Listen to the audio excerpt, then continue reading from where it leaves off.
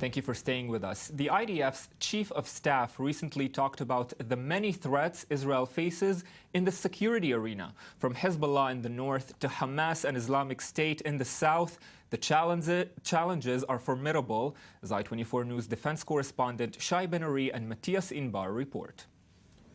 3 fronts, each representing separate threats to the state of Israel. Lieutenant General Gadi Eisenkot, the IDF's chief of staff, recently conveyed a security forecast for 2016. On the northern front, Israel faces the challenge posed by Hezbollah. Hezbollah, as the organization which today poses the most severe threat against the state of Israel, is armed, financed, trained, and even run since 2006 by the Iranians.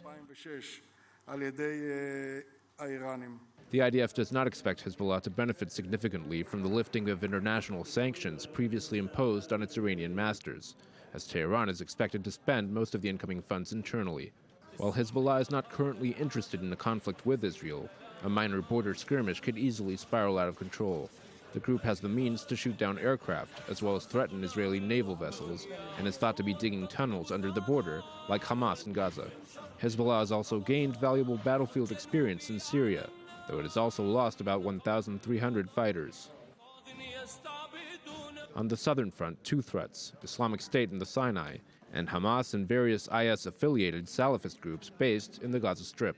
For its part, Hamas is thought to have already rearmed following the 7-week war with Israel in 2014, and the group continues to dig offensive tunnels under Israeli territory.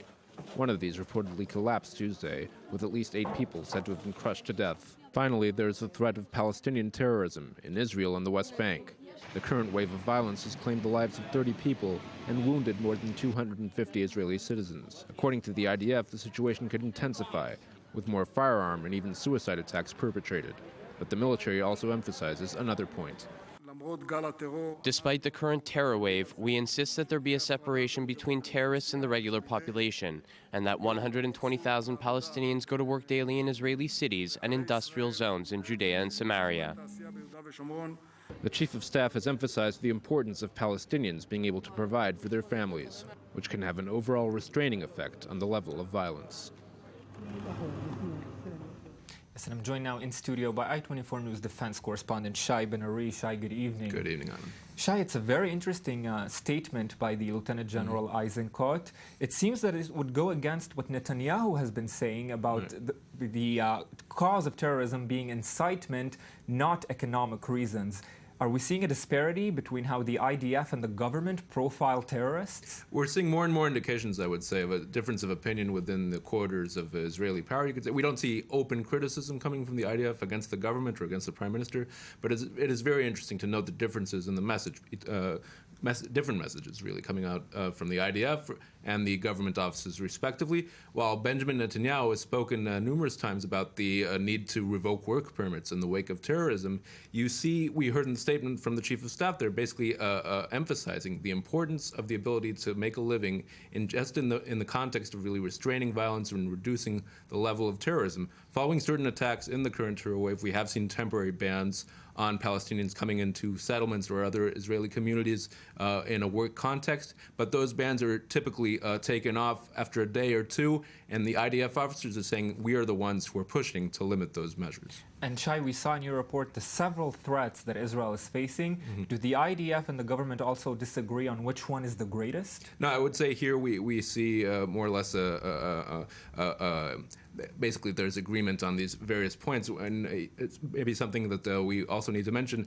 There is an assumption that the Islamic State, when you talk about its presence in the Sinai Desert, that it eventually will turn towards Israel. The assumption of the security forces that eventually we will see some sort of attack carried out on that front. And in news, Shai, about the developments in the investigation of terrorist Nishat Milham, who killed 2 people in Tel Aviv, what has been revealed? Yeah, the police have basically been making a lot of statements, as well as Shin Bet today in regards to this ongoing investigation. It appears that there was some sort of intent on the behalf of Nishat Milham to carry out another attack. Once he had made it back to Ara, he was apparently intent on carrying out some sort of attack in a major urban city afterwards. Many materials have been released from the phone which belonged to Nashat Melhem, which he basically lost on the morning of the attack in Tel Aviv. It was found in Tel Aviv. We've seen all sorts of videos released from this phone where he often filmed himself. Also materials that indicate really he was influenced by all sorts of Islamist materials, indicating some sort of identification with general IS ideology or Salafist jihadi ideology. Let's see a clip of that, perhaps. You are mistaken about us, and you think we are not important. You are mistaken about our master, the Prophet. We live here on this land. This thing will not take place. This, with God's help, will not come to pass. With God's help, the next event will occur close to Tel Aviv. The Jews will understand with whom they are dealing.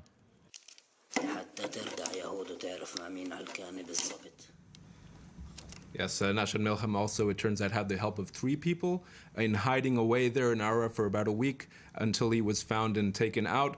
They were basically brought to court and charged. One of them is a family member who actually found the hideaway apartment in which he was able to hide for a considerable amount of time. Yes, Shai Ben Ari, we look forward to you filling us in on further details in this investigation. Thank you very much for this.